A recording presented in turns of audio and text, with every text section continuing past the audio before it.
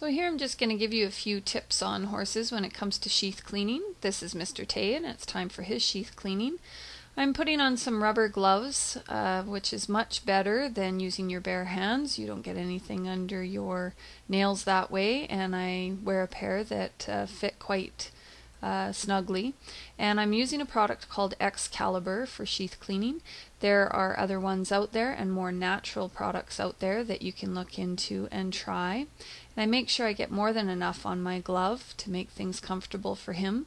And if you haven't done it before, you might want a handler to hold on to your horse and use approach and retreat. And always stay out of the kick zone. You can see that I'm quite a ways out of the kick zone there. Mr. Tay's really good, but regardless, you should always stay out of the kick zone. And I'm going in first to the first chamber.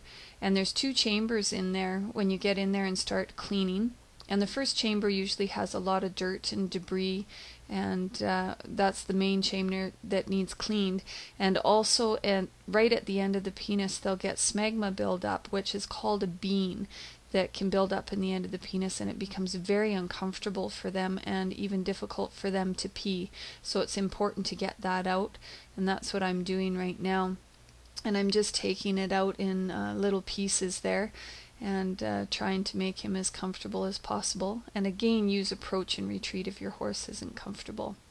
And I had waited about 5 minutes for the product to sit in there and soften things up before I got the hose. And it's really important to make sure you get all products out of there, regardless of what you're using. And so that's why I'm using a hose, and I'm going in there and making sure things are cleaned out of there. And if it's in the winter, you could use a squeeze bottle with some warm water in it instead of a hose that's cold like that. Again, just use approach and retreat. You don't have to do it all in one day. If it's the first time you're working on your horse, you just start getting him used to it and work slowly. And Mr. Tay's done it quite a few times, so he's a good boy. He only needs it done once a year.